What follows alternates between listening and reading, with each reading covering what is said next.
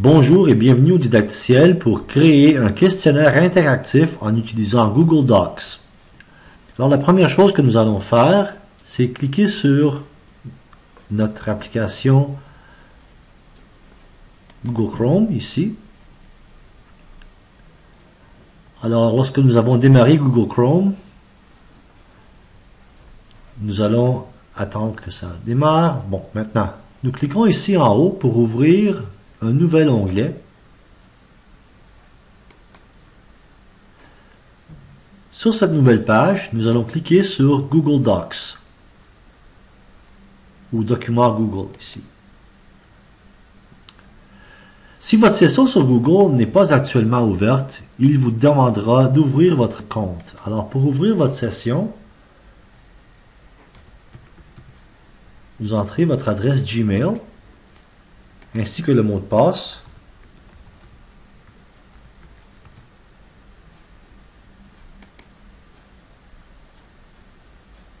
Voilà, dès que votre session sera ouverte, vous arriverez dans un document vierge. Pour créer un questionnaire, cliquez sur le mot Fichier et choisissez Nouveau et ensuite Formulaire.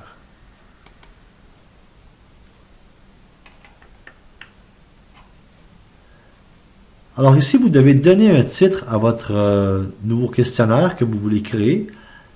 Alors, je vais donner le titre ici, Affirmation, tout simplement. Et je dois choisir un thème pour mon questionnaire. Alors, je vais choisir le thème Oiseau bleu, ici.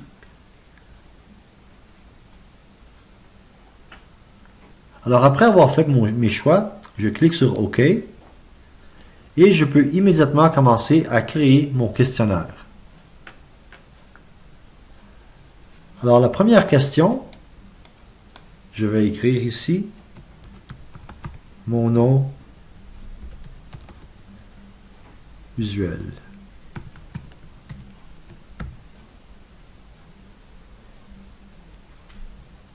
Vous pouvez ajouter un texte d'aide pour guider la réponse de l'élève. Alors ici, je vais ajouter un texte aide, entre parenthèses. Je veux que l'élève écrive son prénom suivi de son nom. Et ensuite, je choisis le type de question, c'est-à-dire dans quel format est-ce que je veux que cette question soit présentée. Alors, dans le type de question, je clique sur le mot qui était déjà sélectionné, qui était choix multiple. Et ici, j'ai tous les choix de questions que je pourrais poser à l'élève. Alors, je vais poser une question de type texte. Je clique sur texte. Finalement, cette question est obligatoire. Ça veut dire que l'élève doit répondre à cette question pour pouvoir continuer, pour pouvoir terminer le questionnaire. Alors, je dois cocher la petite boîte « Question obligatoire ». Une fois que je suis satisfait, je clique sur « OK ». Et voilà, la première question dans mon questionnaire vient d'être insérée. Pour ajouter la prochaine question, cliquez sur le bouton « Ajouter un élément ».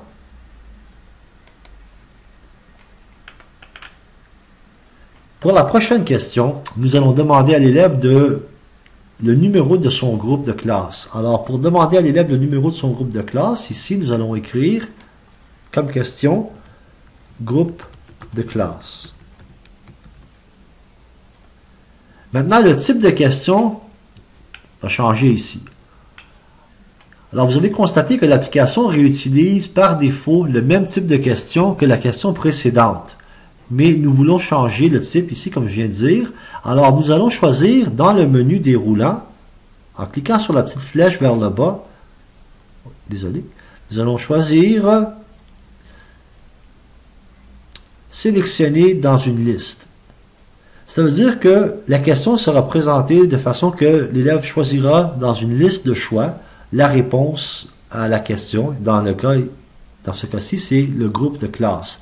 Alors, on clique dans la première petite boîte ici à côté du numéro 1, option numéro 1, et nous allons écrire pour cette option 101.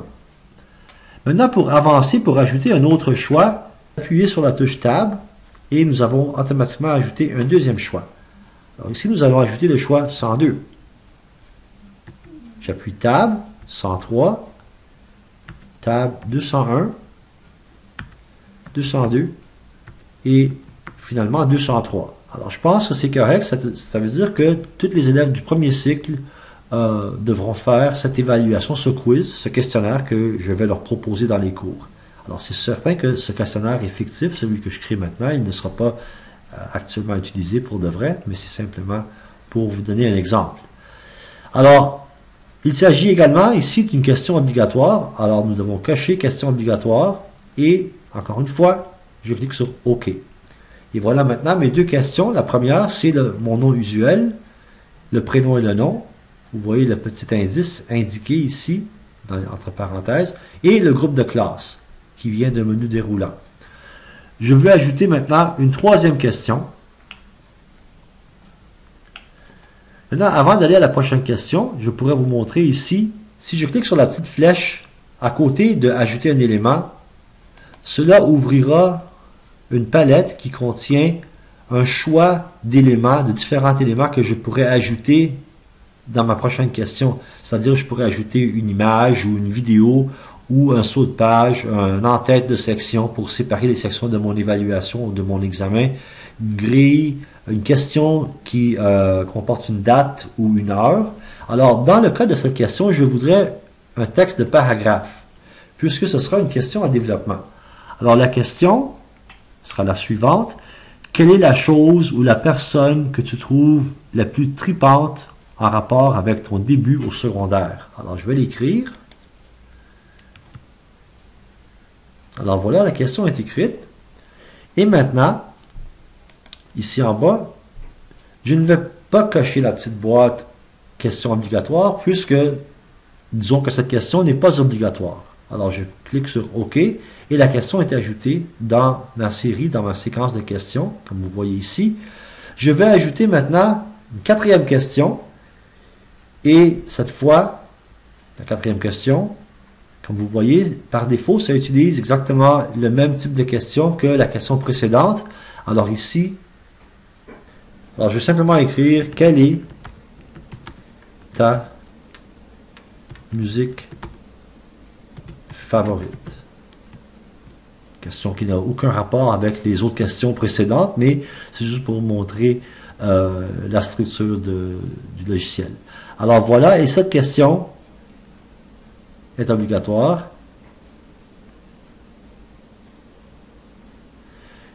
Et je clique sur OK. Alors maintenant, comme vous voyez, il y a 4 questions dans mon questionnaire.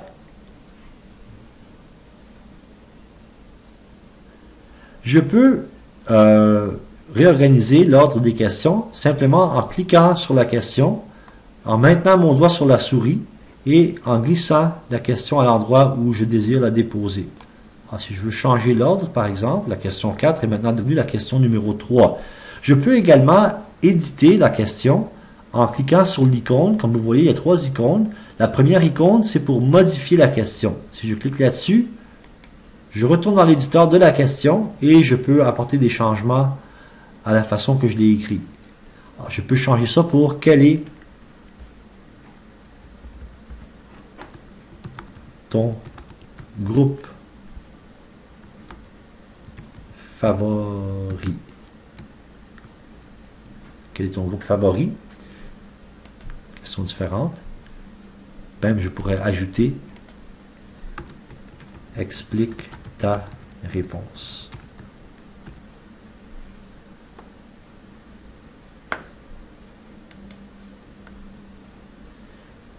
Alors voilà, j'ai maintenant mes 4 questions. Ici en bas, je peux personnaliser le message de confirmation, c'est-à-dire actuellement, quand l'élève termine le jeu questionnaire ou le questionnaire, le message sera « Votre réponse a bien été enregistrée ». Mais vous pouvez écrire également un autre message comme « Bravo, tu as terminé ». Vous pouvez choisir d'afficher un lien pour renvoyer l'élève à une autre question. Après qu'il a terminé le questionnaire, il pourrait être redirigé vers un autre questionnaire. Vous pouvez également publier un lien vers les résultats où l'élève pourrait consulter les résultats que les autres élèves ont donnés. Alors, je vais décocher cette boîte. Vous pouvez également permettre aux personnes interagir de modifier leurs réponses, c'est-à-dire de retourner dans le questionnaire après qu'elles l'ont fait, et de changer leurs réponses. Alors voilà, notre petit questionnaire de 4 questions est terminé. Maintenant, pour le partager avec nos élèves, nous n'avons qu'à cliquer sur « Envoyer le formulaire » ici. Et vous allez voir qu'il y a un hyperlien qui apparaît ici en haut. On clique sur l'hyperlien. On appuie la touche CTRL-C. Et ensuite, nous cliquons sur le bouton OK. Voilà. Je peux fermer l'onglet maintenant si je veux. Je peux fermer tous les onglets. Et je vais maintenant aller dans Koba. Alors, je vais démarrer Koba. Je vais ouvrir mon compte Koba. Et je vais aller dans mes cours. Je vais aller dans mes cours de 2e secondaire. Dans les ressources. Et je vais choisir les liens. Je veux ajouter un lien. Le lien s'appelle activité d'affirmation. Je clique dans la boîte adresse et je colle le lien que je viens de copier de mon questionnaire. Ici, je peux écrire une petite note ou des consignes précises en lien avec l'activité. Et ensuite, je sauvegarde mon lien vers mon questionnaire. Maintenant, si nous mettons à la place de l'élève, l'élève arriverait ici, dans son cours de musique, et verrait qu'il y a un lien qui a été affiché le 18 septembre, qui s'appelle activité d'affirmation. Il cliquera sur le lien, et voilà ce que l'élève verrait, le questionnaire. L'élève peut compléter le questionnaire. Choisit le groupe. Répond à la question.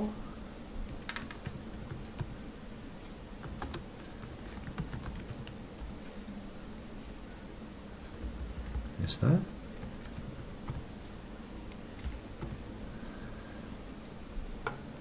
Quelle est la chose ou la personne que tu trouves la plus tripante? Alors, voilà. Et ensuite, je clique sur Envoyer. Bravo, tu as terminé. Alors maintenant, nous n'avons qu'à fermer tous les onglets. D'ailleurs, on peut rester ici, on peut réouvrir un autre onglet. Retourner dans le Google Drive cette fois. Et à l'intérieur de notre Google Drive, nous allons voir l'activité d'affirmation que je viens de créer. Et nous allons voir également un autre document qui est écrit qui s'appelle Affirmation Réponse. Ça, c'est le document de réponse en lien avec le questionnaire que nous avons créé. Alors, si je veux voir mon questionnaire, je clique dessus et je suis dans le mode éditeur ici. Alors, je suis dans le mode du créateur du questionnaire, c'est-à-dire que je ne peux pas répondre aux questions, mais je peux modifier le questionnaire. Dans ce mode, j'ai également l'option d'afficher les réponses. Si je clique sur afficher les réponses, il va aller chercher le document et il va afficher toutes les réponses que je viens de donner. Alors, la date et l'heure à laquelle les réponses ont été données, mon nom usuel, groupe de classe 201, les personnes plus tripantes, c'est moi-même, évidemment c'est une blague. Quel est ton groupe favori? Queen, parce que. Et vous allez avoir toutes les réponses que les élèves vous enverront ici, énumérées une après l'autre et organisées ou triées par date. Vous pouvez également consulter le document directement en cliquant dessus ici, dans votre Google Drive. À partir du Google Drive, vous verrez ce document. Et au fur et à mesure que les élèves y ajoutent du contenu, ce document sera actualisé et mis à jour. Alors, ceci conclut le didacticiel sur la création d'un questionnaire en ligne en utilisant Google Docs.